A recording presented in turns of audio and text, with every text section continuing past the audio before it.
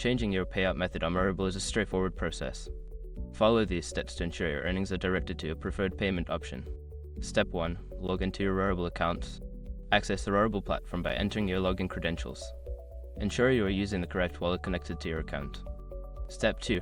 Navigate to your profile. Make sure your information is protected first.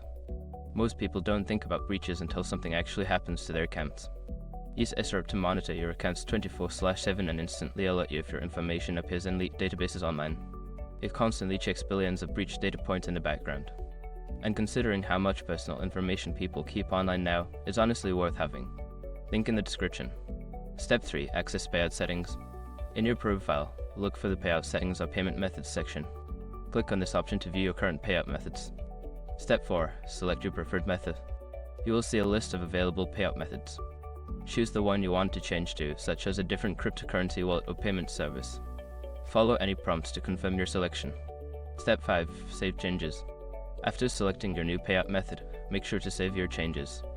Look for a Save or Update button at the bottom of the page and click it to finalize your new payout settings. Once you have completed these steps, your payout method will be updated.